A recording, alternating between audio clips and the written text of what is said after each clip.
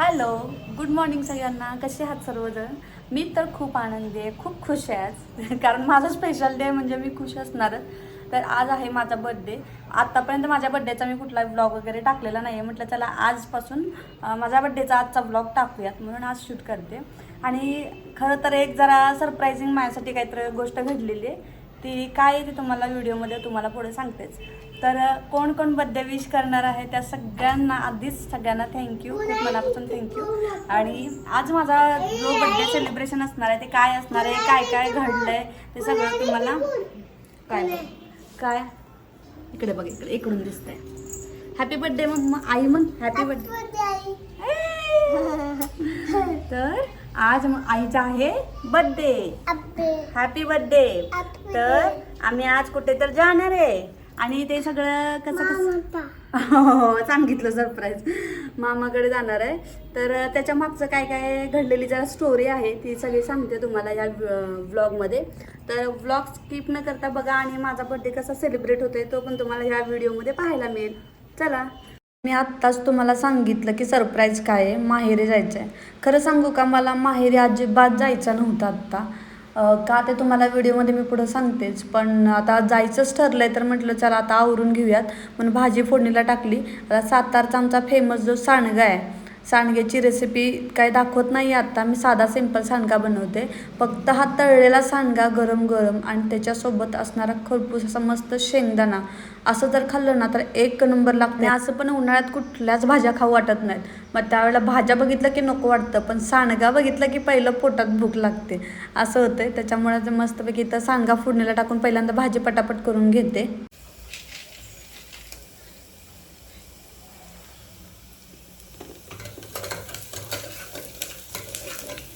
एकदम मस्त होतं असा तळलेला सांडगा आणि त्याच्याबरोबर शेंगदाणे खायचे. हा हा हा, एकदम भारी लागतं. आमच्या सातारकरांचं एकदम फेवरेट आहे ते. खूप मस्त लागतं, खाऊन बघा खाल्लं नसेल तर. वांग्याची भाजी ना काळ्या कढईतली सगळ्यात भारी लागते बरं का. मला तर सगळ्यात जास्त आवडते, पण इथं मला झटपट करायची म्हणून मी कुकरला फोडणीला टाकलेलं आहे. त्यानंतर आज माझा बड्डे होता त्यामुळे मैत्रिणीने काहीतरी वेगळा माझ्यासाठी प्लॅन केला होता. म्हणजे सगळ्यांनी मिळून बड्डे सेलिब्रेट करायचं. पण अचानक दादा येतो म्हणल्यामुळं मग सगळा प्लॅन चेंज झाला आणि सकाळी सकाळीच त्या केक घेऊन आल्या आणि इथं मग ओवाळायचं वगैरे चाललं आहे. खरं तर माझा मैत्रिणींच्या सोबतचा सगळ्यात पहिला बड्डे. मी कधीच सेलिब्रेट नाही केला मैत्रिणींच्या सोबत बड्डे. आणि इथं आलं की ह्या कधीच मला माझ्या घरात कोण नाही आहे किंवा माझ्यासोबत कोण नाही याची कधीच जाणीव करून देत नाहीत. आणि मला एकटेपणा ह्या दोघींच्यामुळं कधीच वाटत नाही. कधी पण म्हणू द्यात मला काही गरज असेल किंवा नसेल तरी पण मी जर बाहेर गेली नाही तरी का आला नाही म्हणून विचारणारी माझी मैत्रीण. अगदी उन्हाळा सुट्टी लागली की तुम्ही कधी येणार आहे, आपल्याला फिरायला जायचं आहे, चल की आपण सगळेजण जाऊया फिरायला असं म्हणून माझ्यासाठी वाट बघणारे अशी लोक खरंच खूप कमी भेटतात. आणि माझ्या आयुष्यात अशा 2 व्यक्ती आहेत की ज्या माझ्यासाठी कुठेही जायचं म्हटलं तर वाट बघतात. म्हणूनच देवाची कृपा आहे म्हणायचं आपल्यावर. आणि मला त्याच्यामुळे एकटेपणा कधीच जाणवत नाही. मला पुण्यामध्ये कधी स्ट्रेसफुल वाटलं, पुण्यामध्ये करमत नसताना मी पहिल्यांदा गावाला जाते, त्यामुळं मला लय भारी वाटतं. तर चला, बड्डे वगैरे झाला सेलिब्रेट आणि त्यानंतर आता इथं जेवणाची तयारी झाली, सगळा स्वयंपाक झाला आहे. दादा आलाय, आला मामा बरं का न्यायला. आता चाललंय बॅग भरायची तयारी. सगळं झालंय, थोडंफार सामान भरायचं आहे. शरू अजून झोपलाय, त्याला उठवायचं आहे, अजून आवरायचं आहे, निघायचं आहे. 6 वाजले का ऊन अजून आहे म्हणून सगळं निवांत चाललंय. आता पटापटापटा आवरतो. चला आधी सामान भरून घेते, काय काय पाहिजे ते. असं अचानक वगैरे ठरलं ना जायचं म्हटल्यावर माझी तर खूप जास्त धावपळ होते. काय होतं, माझ्याकडे फ्रीज नाही आहे, त्याच्यामुळे मी सगळ्या थोड्या गोष्टी घेतलेल्या असतात सगळ्या. आणि अशी जांडी घेतलेली, माझ्याकडे ठेवायला काय नव्हतं. भांडी पण जशी कमीच आहे तिथं, कारण पुण्याला थोडं सामान ठेवायचं, इकडं थोडं ठेवायचं. 2-2 संसार सांभाळायचं म्हणजे सोपी गोष्ट नाही आहे. दोन्हीकडे म्हणजे 2 संसार आहेत, कुठं काय अडलं नडलं असं काही नाही. आणि आमचा शेजार तर इतका चांगला आहे ना, मला भांडीसुद्धा देतात ते, कारण माझा खूप संसार कमी आहे तिकडं गावाला खरं म्हणलं तर. त्याच्यामुळं काय होतं, मला काय असं बनवायचं म्हणलं की भांडी जरा कमी पडत आहेत. मग मी त्यांच्याकडून सगळं घेऊन येते मला जे काय पाहिजे ते, असं आहे.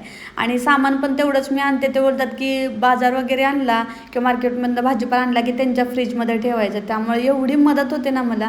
मग आता तेच त्यातल्या काही गोष्टी राहिल्या होत्या शिल्लक म्हणून मी त्या पॅक करून घेतल्या आणि आता बॅग भरते. पावडर लाव, पावडर लाव मला. असं मी हाक मारली असते ना तर एक आवाजात अजिबात उठला नसता. कसा झोपेत ना लगेच उठला, आवाज दिल्या हा. मामाने आवाज दिला की लगेच उठला आहे की नाही तू? कसं काय बरं? मामा काय म्हणला? मामीकडे जायचंय उठ असं म्हणला, लगेच उठलं माझं बाळा. कसं काय लगेच उठलं? आईनं उठवलं रडत रडत उठतं नाही. आईनं उठवलं कसं उठतं बाळ? रडत रडत उठतं ना. मग आता तयारी वगैरे झाली मम्मीचे आणि वहिनीचे. इतके फोन यायला लागले तिकडून, कधी निघताय कधी निघताय. फायनली आम्ही निघालोय बरं का. आता तयार झालं, सगळं झालं. आता निघालोय मामाच्या गावाला जायला. 6 वाजून गेले, आता उशिराने निघालोय जरा. चला आता बसूया लवकर गाडीवर. काय चला गणपती बाप्पा मोरया म्हण की. थांबा चप्पल निघते आमची इथं. सुरुवात प्रवासाला सुरुवात झाली. खूप उशीर झाला होता तसं निघायला, पण हा सनसेटचा व्ह्यू आम्हाला इतका भारी दिसत होता ना बघायला. गावाकडची संध्याकाळ एकदम भारी असते. म्हणजे हा सनसेट बघण्यासाठी आपण पैसे देऊन एखाद्या ठिकाणी जातो, हे वातावरण सगळं बघण्यासाठी पैसे देऊन जावं लागतं. पण आम्ही एवढे भाग्यवान आहे की आम्ही गावाकडे राहतो, आमचं गावाकडे काहीतरी आहे म्हणून आम्हाला जायला मिळतं तिकडं आणि आम्हाला सगळं हे अनुभवायला मिळतं. गावाकडचा सनसेट असू दे, वातावरण, शेती, आता संध्याकाळच्या वेळेस सगळी जनावरं वगैरे चाललेले असतात घरी, हे सगळं बघायला मिळणं म्हणजेच खरंच सुख आहे. त्यामुळं गावाकडे एकदा ना गावाकडचा पाय निघतच नाही. त्यामुळं आम्हाला पुण्याला जायला उशीर होतो. काय नाही पाहिजे? माझा हॅपी बर्थडे. कुणाचा हॅपी बर्थडे? आईचा. नाही माझा आहे. इथे आम्ही आता केक मिळण्याचा वेट करतोय, कारण आम्ही काय रव्याचा केक करतो. आम्ही ह्याचा काय ते आईस केक वगैरे घेत नाही शक्यतो. तो बनतोय आता, त्याच्यामुळे जरा थांबलोय. आपल्या गावातली आपली सगळी दुकानं माहिती असलेल्याचा फायदा असतो ना. चला आता केक तर मिळाला आहे, तर आता घरी जाऊयात आम्ही. कारण बड्डेला ना आम्ही कुणाच्याच आता रव्याचा केक नेहमी आणायचं ठरवलं आहे. आईस केक वगैरे आम्ही आणत नाही, कारण मुलांच्यासाठी पण हेल्दी नसतो आणि हा मुलं आवडीनं खातात 2 दिवस राहिला तरी. माहेरी पोचलो आहे. आता तुम्हाला मेन कारण सांगते माहेरी न येण्याचं. मला माहेरी का जावंसं वाटत नव्हतं, कारण काय होतं आहे, मी आत्ताच भाच्याचा बड्डेला माहेरी येऊन गेले होते. तेव्हा मी 4-5 दिवस राहिलेले आणि त्यानंतर परत आता पुढचा 1च महिना झाला, महिना पण नाही 3 आठवडे वगैरे झाले आणि त्यानंतर मी परत माहेरी आले. सारखं यायचं म्हणजे असं होतं की आपलं कुठंतरी सतत येणं बरोबर आहे की नाही हा कधीतरी प्रश्न पडतो आपल्यालाच. कारण अगोदर मी खूप जास्त माहेरी यायची, कारण मला जायला दुसरीकडे जागाच नव्हती. मी जाणार तर कुठं जाणार, आणि तिथं मी जेव्हा मुंबईत राहायची त्यावेळेला माझ्यासोबत हे पण नसायचे, ते परदेशात असायचे. त्याच्यामुळं मला असं झालं होतं की मी कुठं जाणार. मग शेवटी मग माहेरी खूप जायचे. मग मला परत असं वाटायला लागलं की नाही, आपण सतत नाही आलं पाहिजे. शेवटी त्यांचा पण संसार आहे, त्यांचं पण आहे सगळं. त्याच्यामुळे आपल्याला वाटतं, आईवडिलांना वाटतं की सतत लेकीनं माहेरी यावं, सतत माहेरी थांबावं, काय असलं की जरा यावं. पण हे खरंच बरोबर नाही असं मला वाटतंय. कारण जरा आपण कमी येणं जाणं ठेवलं, डिस्टन्स ठेवला का नाही, खरंच नाती चांगली राहतात असा माझा अनुभव आहे. सतत येणाऱ्यांना नात्यामध्ये फरक पडतो आणि दुरावा निर्माण होतो, असं माझं वैयक्तिक मत आहे.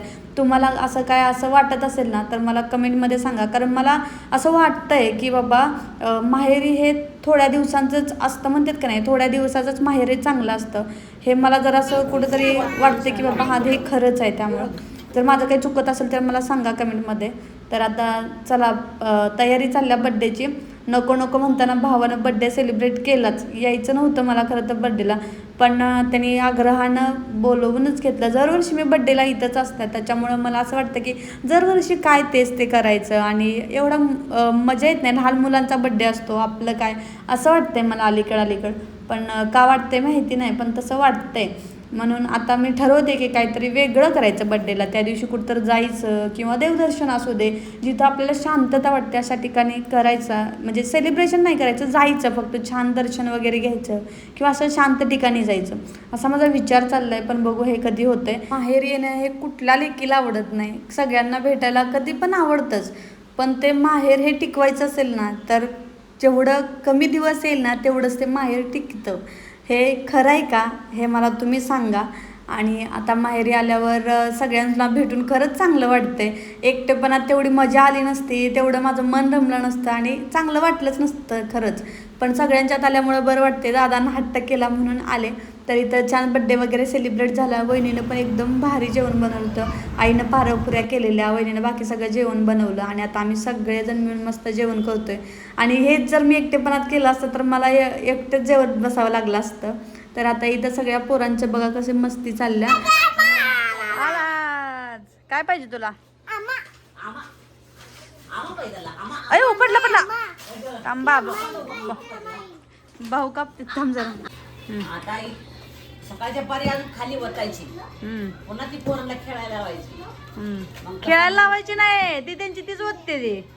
त्यांना सांगावंच लागत नाही की वत्ता खाली. पोरांनी खेळायची, आपण भरायची पोरांनी खेळायची. आजीचं कामच आहे आता, आहे की नाही? नातू दमवणारा नातू मेन घेऊन आले.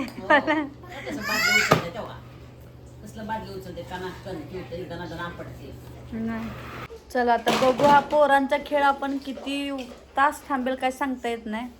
आम्हाला कंटाळा आलाय. आम्ही आमचा ब्लॉगचा एंड करतो. भेटूया पुढच्या ब्लॉगमध्ये. आजचा ब्लॉग कसा वाटला नक्की कमेंटमध्ये सांगा. चला बाय बाय.